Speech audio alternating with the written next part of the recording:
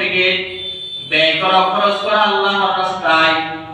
ওয়ালা তুলকু বিআইদিকুম ইলা তাহলুকা, এবং নিজেদের হাতে ধ্বংস করো না। নিজেদেরকে নিজেদের হাতে কেন নিজেদের দিও না? দান করো, তোমাদেরকে যে সম্পদ দেওয়া হয়েছে ওই সামর্থ্য অনুযায়ী, তোমার ওই সম্পদ আন্দাজে, তোমার সামর্থ্য অনুসারে তোমরা কি করো? দান করো, আল্লাহর রাস্তায় ব্যয় করো। ওয়া আহসিনু, এবং তোমরা সৎ কর্ম করো, নেক কাজ করো। ইন্নাল্লাহা ইউহিব্বুল মুহসিনিন, নিশ্চয় আল্লাহ সুকর্মশীলদের, সৎ কাজ যারা করে তাদেরকে ভালোবাসেন। আওয়াজ দিয়ে বলেন সুবহানাল্লাহ। যারা নেক কাজ করে, সুকাজ করে, সুকর্মশীল যারা, সৎ কাজ যারা করে তাদেরকে কে ভালোবাসেন? আল্লাহ পাক ভালোবাসেন। তাহলে বলো তো দেখি, দান সদকা করা এটা সৎ কাজ কি সৎ কাজ না? সৎ কাজ, নেক কাজ। এই দান সদকা করলো আল্লাহ পাক আমাদেরকে কি করবেন? ভালোবাসবেন। এইজন্য দান সদকা করা দরকার আছে না নাই? তাহলে বুঝলাম দান সদকা কেন করব, এটা কার নির্দেশ? আল্লাহ তাআলার নির্দেশ দান সদকা করা। অন্য আয়াতে আল্লাহ পাক রব্বুল আলামিন বলেন, হে ঈমানদারগণ, হে মুমিনগণ, তোমাদেরকে যে সম্পদ দেওয়া হয়েছে, তোমাদেরকে যে রিজিক দেওয়া হয়েছে, তা থেকে তোমরা ব্যয় করো। সেই দিন আসার পূর্বে, যে দিন থাকবে না কোনো বেচাকেনা, থাকবে না কোনো বন্ধু বান্ধব, থাকবে না কোনো সুপারিশ। অর্থাৎ আল্লাহ পাক বুঝাইতে চাইলেন, কিয়ামতের দিবসে কোনো বন্ধুত্ব দাবি চলবে না, কোনো সুপারিশ করা চলবে না, কোনো বেচাকেনা ওই দিন আর চলবে না। এই জন্য ওই কিয়ামতের দিবস আসার আগে, অর্থাৎ মৃত্যুর পরে তো কিয়ামতের দিবস, এক কথাই বললে চলে, মৃত্যু আসার পূর্বেই কি করতে হবে? দান সদকা করতে হবে। কারণ মৃত্যু হওয়ার সাথে সাথে আর আবার দান করার ক্ষমতা থাকবে না। আমি গরিব মিসকিনদেরকে খাওয়াইতে পারবো না, আমি মসজিদ মাদ্রাসার জন্য দান সদকা করতে পারবো না। অতএব বোঝা গেল এই আয়াত দ্বারা যে কিয়ামতের দিবসের আগে, মানে মৃত্যুর আগে, কারণ মৃত্যুর পরেতে হলো কিয়ামতের দিবস। অতএব মৃত্যুর আগে আমাদেরকে দান সদকা করতে হবে, দান সদকা করতে হবে। কারণ আল্লাহ পাক বললেন, হে মুমিনগণ, তোমাদেরকে যে সম্পদ দেওয়া হয়েছে, যে রিজিক দেওয়া হয়েছে, তা থেকে তোমরা ব্যয় করো, খরচ করো। কি করো? খরচ করো। সেই দিন আসার পূর্বে, যে দিন থাকবে না কোনো বেচাকেনা, থাকবে না কোনো বন্ধু বান্ধব, থাকবে না কোনো সুপারিশ, ওই দিন আসার আগে তোমরা কি করো? দান সদকা করো। আজকে তো আমরা সম্পদ নিয়ে বসে থাকি। যদি মসজিদ, মাদ্রাসা, মাহফিল, ওয়াজ মাহফিলের জন্য চাওয়া হয়, দ্বীনি কোনো কাজের জন্য চাওয়া হয়, আমাদের ওই সময় কৃপণতার অভাব থাকে না। সংসারের কাজে, মার্কেটিং এর কাজে আমরা অনেক টাকা ব্যয় করতে পারি। নিজের কাজে, ঘরকে সৌন্দর্য করার জন্য অনেক টাকা ব্যয় করতে পারি। মগর যদি মসজিদের জন্য বলা হয়, মসজিদকে সুন্দর করার জন্য 500 টাকা কেউ দিবেন হাত করে, তখন আমাদের হাতগুলো আমরা মুখ করে ফেলি, আমরা দিতে রাজি না। কথা ঠিক কিনা? প্রিয় ভাইরা, সংসারের জন্য যে খরচ করবেন, ঘর করলেন, দালান করলেন, কোড়া করলেন, এটা দুনিয়াতে থেকে যাবে, কিন্তু আল্লাহর রাস্তায় যেটা দিবেন এটা থেকে যাবে। এটা কি যাবে? থেকে যাবে। মসজিদে যেটা দিবেন, মাহফিলের জন্য যেটা দিবেন, ওয়াজ, কোন নসিহতের জন্য, কোন নেক কাজের জন্য যেটা দিবেন, মাদ্রাসার জন্য যেটা দিবেন, সেটাই থেকে যাবে। আর সবগুলো বিদা চলে যাবে। নিজে খাইলেন, নিজে নতুন পোশাক পরলেন, সুন্দর সুন্দর পোশাক পরলেন, এটা দুনিয়া, এটা আখিরাতের জন্য থাকবে না। আখিরাতের জন্য সেটাই থাকবে যেটা আপনি আল্লাহর জন্য দিয়েছেন, আল্লাহর রাস্তায় ব্যয় করেছেন। প্রিয় ভাইরা, এজন্য আমাদেরকে অবশ্যই কি করতে হবে? আমাদের সম্পদ থেকে আল্লাহর রাস্তায় দান করতে হবে। এই দান সদকা যারা করবে তাদের উপমা কেমন? তাদের উদাহরণ কি? যারা দান সদকা করে তাদের উদাহরণ হলো একটা বীজের মতো। একটা বীজ রোপণ করলে একটা রোপণ করে, ঠিক না? কি ভাই, সিম গাছে যখন সিম গাছ আপনারা রোপণ করেন বীজ একটা, কিন্তু উঠে শাখা প্রশাখা কয়েকটা, উঠে কি উঠে না? তদ্রুপ যারা দান সদকা করবে, আল্লাহর রাস্তায় দান করবে, তাদের উদাহরণে এমন যেন একটা বীজ যেমন রোপণ করলে 7টা শাখা প্রশাখা বাইর হয়। মনে করেন একটা বীজ রোপণ করলে 7টা প্রশাখা বাইর হলো, আবার 7টা শাখার মধ্যে 100টা করে দানা রইলো, 100টা করে দানা রইলো।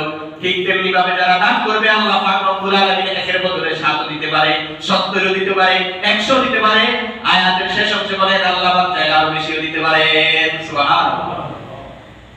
বীজ যেমন একটা রোপণ করলে একটা থেকে একটা হয় না, আরো বেশি হয়, তো দ্রুত দানও 1 টাকা করলে 1 টাকা আল্লাহ পাক দিবেন না, এর চেয়ে কি দিবেন আপনাকে? বাড়াইয়া দিবেন। এজন্য প্রিয় ভাইয়ারা, আল্লাহর রাস্তায় দান করতে শিখি। নিজের সম্পদ 10 টাকা আছে, ওই 10 টাকা থেকে 1 টাকা আল্লাহর রাস্তায় দান করি। সম্পদ যা আছে তা অনুযায়ী আমি যতটুকু সম্পদের মালিক, যতটুকু আমার সামর্থ্য আছে ততটুকু আমি দান করি। প্রিয় ভাইরা, এজন্য দান সৎকার করতে, আল্লাহর রাস্তায় ব্যয় করতে কৃপণতা করা যাবে না। আমাদেরকে দান সৎকার করতে হবে, আল্লাহর রাস্তায় কি করতে হবে? দান করতে হবে। আর দান করা ব্যতীত আমরা পুণ্য নেক কামাই করতে পারবো? আল্লাহ পাক রব্বুল আলামিন বলেন, লান তারালুল বিররা হাত্তা তুনফিকু মিম্মা তুহিব্বুন। আল্লাহ পাক রব্বুল আলামিন বলেন, যতক্ষণ পর্যন্ত তোমরা তোমাদের নিজের প্রিয় জিনিস ব্যয় না করবা, আল্লাহর রাস্তায় খরচ না করবা, ততক্ষণ তোমরা পুণ্য কামাই করতে পারবে না। অর্থাৎ বোঝা গেল এই আয়াতটা, যতক্ষণ পর্যন্ত আমি নিজের প্রিয় জিনিসগুলা, নিজের প্রিয় জিনিসের মধ্যে একটা প্রিয় জিনিস হলো টাকা পয়সা, ধন দৌলত, এগুলা যতক্ষণ পর্যন্ত আল্লাহর রাস্তায় ব্যয় না করবো ততক্ষণ আমি পুণ্য কামাই করতে পারবো না। এই জন্য যদি নেক কামাই করতে হয়, পুণ্য কামাই করতে হয়, তাহলে আমার সম্পদ থেকে আল্লাহর রাস্তায় ব্যয় করা লাগবে। কথা ঠিক কিনা? সম্মানিত উপস্থিতি, ভালো করে বুঝবেন। আজকে আমাদেরকে যদি বলা হয় মসজিদে 500 টাকা দেন, আমাদের কি পুরাটা বেড়ে যায়। কিন্তু যদি বলে ঘরের জন্য একটা সুকেস কিনতে হবে, 10,000 টাকা লাগবে, আমরা দিতে দ্বিধাবোধ করি না, কারণ আমার ঘরের সৌন্দর্য বাড়বে। কিন্তু মসজিদের সৌন্দর্য বাড়ানোর জন্য যদি আমার কাছে, আপনার কাছে 500 টাকা চাওয়া হয়, আমরা কৃপণতা বেড়ে যায়, মনে হয় যে আমার যে পরিবার কেউ নেই। কথা ঠিক কিনা? প্রিয় উপস্থিতি, যখন মসজিদ মাদ্রাসার জন্য করি আমরা, মনে হয় যে আমার চেয়ে গরিব এই এলাকাতে আর কেউ নেই, আমাদের মতো গরিব এই এলাকাতে আর কেউ নেই, এমন ভাব করি আমরা। এজন্য এরকম করা যাবে না। সম্পদ আল্লাহ দিয়েছে, আবার ছিনিয়ে নিতে পারে কে? আল্লাহ। এজন্য আল্লাহ দেওয়া সম্পদ থেকে আল্লাহর রাস্তায় ব্যয় করবো আমরা। দিছেন আল্লাহ, তো দিব তার রাস্তায়, অসুবিধা নেই। আর দিলে তো লস নেই, একে 70 দিবে, চাইলে আরো বেশিও দিতে পারবে। প্রিয় উপস্থিতি, এজন্য আল্লাহর দেওয়া সম্পদ থেকে আমরা আল্লাহর রাস্তায় ব্যয় করতে শিখি। নিজের সামর্থ্য অনুযায়ী নিজের সম্পদ থেকে আল্লাহর রাস্তায় ব্যয় করি। এই সম্পদে ব্যয় করব, সম্পদ ব্যয় করার মাধ্যমেও ক্যাটাগরি রয়েছে। এই যে সম্পদ দিব, সম্পদ দেওয়ার মধ্যে আমি উত্তম জিনিসটা আল্লাহর রাস্তায় ব্যয় করব। কোন জিনিস? উত্তম জিনিস। আজকে দেখা যায় মসজিদে যখন টাকা তোলে না, মসজিদের জন্য কি বলেন, আমাদের মসজিদে জুমার একটা কালেকশন হয়, তো সবচেয়ে পুরাতন নোট যেটা, সেটা আমরা আবার অনেক সময় আপনি দেখবেন, এটা বাস্তবিক একটা কথা বলতেছি, দেখবেন অনেক লোক এমন আছে তাদের মন মানসিকতা এত ছোট, যে টাকাটা দোকানে চালাতে পারে না, ওই টাকাটাই মসজিদে দেয়। মানে মসজিদে তো কেউ দেখবে না আমি দিছি না কে দিছে। কথা ঠিক না বেটি? এটা মনে করেন কিছু করতে পারে না, হাত নাই বা হাত আছে, লুলা অথবা চোখ একটা নষ্ট, তো তাদেরকে মাঝে কোন রকম ইমামতি আর মুয়াজ্জিনি করে খাই যেতে পারে, ঠিক না? এমন মানসিকতা করা যাবে না। বরং আল্লাহর রাস্তায় দিব, বা আমার সন্তানদের মধ্যে সবচেয়ে উত্তম যেটা সেটাকে দিব। মসজিদে টাকা দিব, পকেটে সবচেয়ে নতুন নোট যেটা সেটা মসজিদে, ঠিক না? এজন্য প্রিয় ভাইরা, আল্লাহর রাস্তায় দিব, সুন্দর জিনিস দিব, উত্তম জিনিস দিব। আর আল্লাহ পাক এটা বলেন, হে ইমানদারগণ, তোমরা আল্লাহর রাস্তায় ব্যয় করো, খরচ করো উত্তম জিনিস যা তোমরা অর্জন করেছো। তোমরা কামাই করে রুজি করে যেটা অর্জন করেছো, তার থেকে কোনটা দিবা? উত্তমটা আল্লাহর রাস্তায় ব্যয় করো, খরচ করো। এজন্য আমরা উত্তম জিনিস আল্লাহর রাস্তায় ব্যয় করার চেষ্টা করব। আল্লাহ আমাদের সকলকে তৌফিক দান করুন। এই দান সদকা করার দ্বারা দান সদকা কমে যায় না। আমরা মনে করি দান সদকা করলে সম্পদ কি যায়? কমে যায়। মনে করি অনেকে করে, সবাই না করলে অনেকে কি করে, আমি 500 টাকা যদি দিই আমার 500 টাকা করে গেল। না ভাই, কমে নাই। এটা আল্লাহর রাসূলের হাদিস। ক্বালা নবী সাল্লাল্লাহু আলাইহি ওয়াসাল্লাম, মা রাকাসাত সাদাকাতুম মিন মালিন। নবীজি সাল্লাল্লাহু আলাইহি ওয়াসাল্লাম বলেন, সদকা করার দ্বারা সম্পদের কমতি হয় না।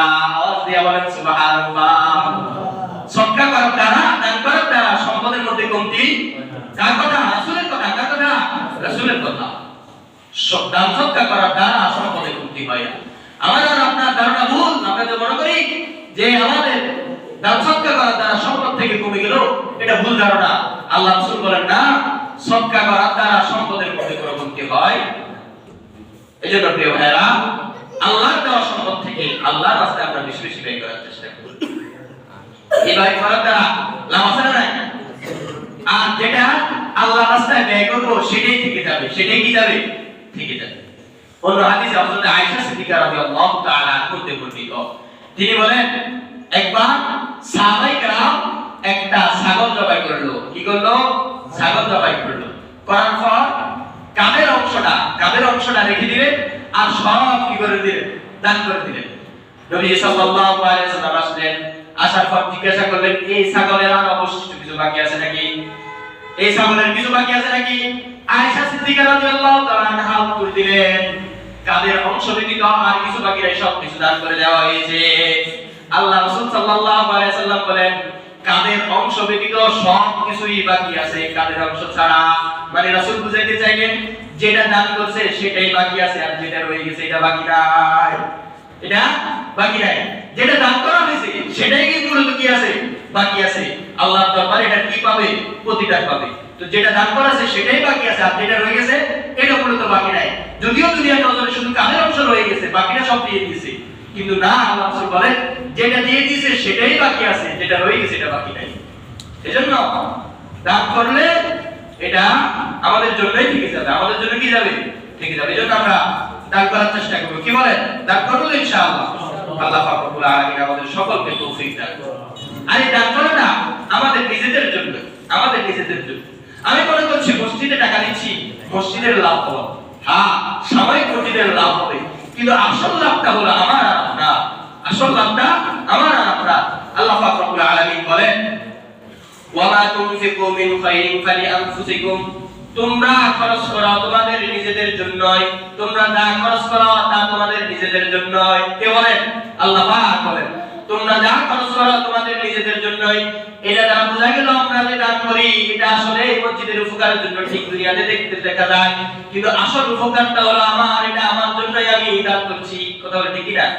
এজন্য প্রিয় ভাইরা, দানটা করলাম তো আমার লাভের জন্য।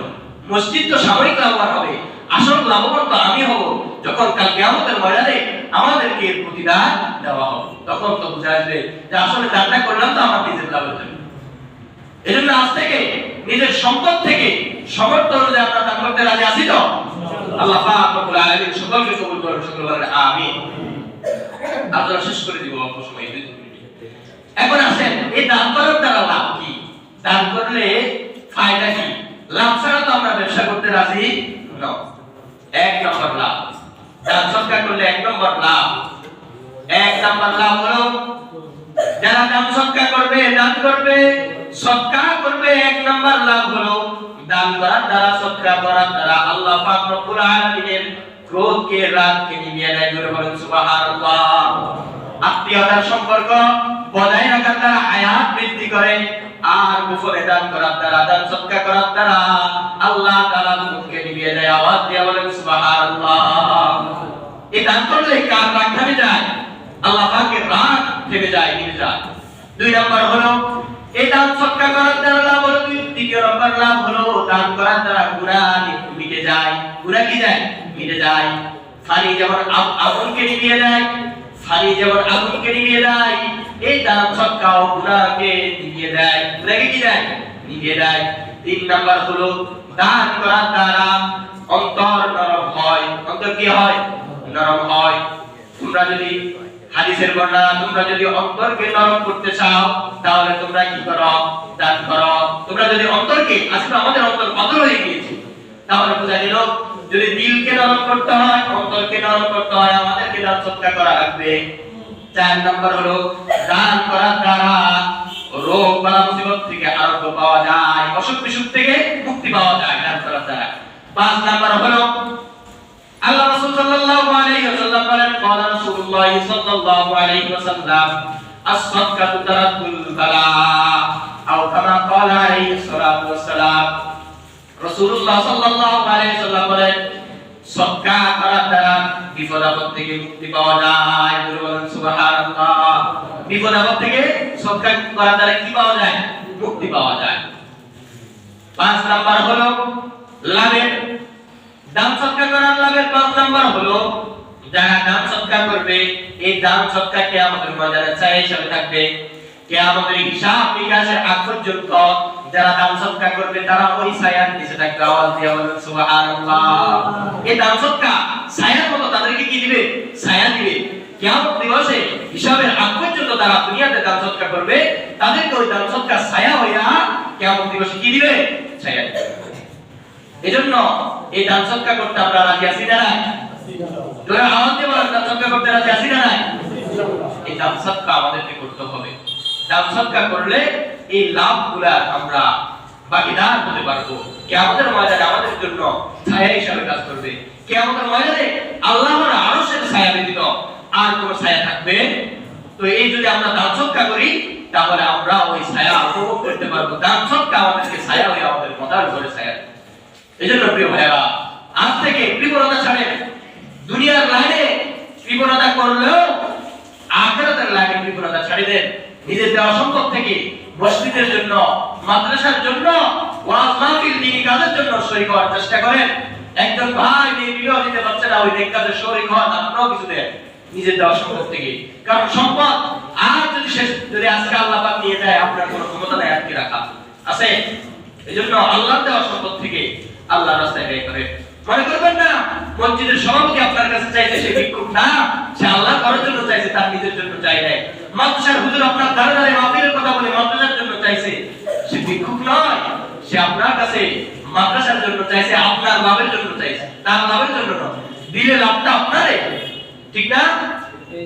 এজন্য মসজিদ মাদ্রাসার জন্য চাইলে ফিরিয়ে দিয়ে না, ফকির হাত পাতলে ফিরিয়ে দিয়ে না, অল্প হইলেও দান করেন। আল্লাহ রাসূল একটা হাদিসে বলেন, জাহান্নাম খুব ভয়াবহ, জাহান্নাম থেকে বাঁচতে দান করো, যদিও সেটা একটা খেজুরের বীজও হয়। একটা খেজুরের কি হয়? বীজও হয়। বীজ তো বড় কাজে আসবে না, বাকি আরো যদি এটাও কাজে আসে সেটাও কি করো? এজন্য প্রিয় ভাইরা, দান করতেছি। আর দান করা কয়েকটা মাধ্যম রয়েছে, তার মধ্যে একটা মাধ্যম হলো যেটাকে আমরা সদকা জারিয়া বলি। কি বুঝি? যাদের সামর্থ্য আছে তো আমরা কি করব? ফতিকের জন্য, মুসাফিরদের জন্য একটা কল বসিয়ে দিই, এটা সদকা জারিয়া। যতদিন পর্যন্ত মানুষ এখান থেকে পানি পান করবে ততদিন আপনি সওয়াব পেতে, মৃত্যুবরণ করলেও মৃত্যুর পরেও ওই সওয়াবটা পেতে থাকবেন। দ্বিতীয় নম্বর, খানা খাওয়ানো। কি খাওয়ানো? খানা খাওয়ানো। এক সাহাবী জিজ্ঞাসা করলো, ইসলামের মধ্যে উত্তম জিনিস কি?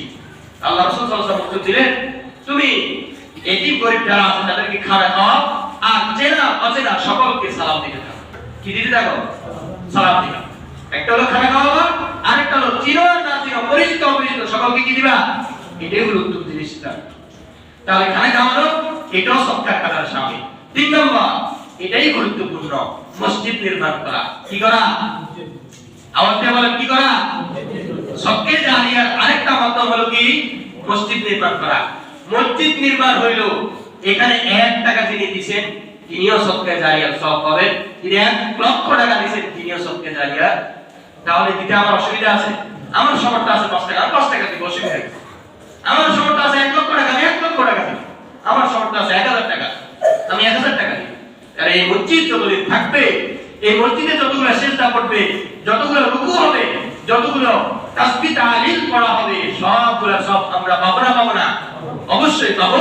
যতদিন পর্যন্ত এই মসজিদ বাকি রাখবে, যতদিন পর্যন্ত এই মসজিদে আমল আখলাক চলবে, আমি দান করার দ্বারা এই মসজিদে আমি এর সব পেতেই থাকবো। মৃত্যুবরণ করলেও আমি এই সব পাবো। সুবহানাল্লাহ। এজন্য প্রিয় ভাইরা, মসজিদে দান করতে শিখেন, এতিম গরিব মিসকিনদেরকে খাওয়াতে শিখেন।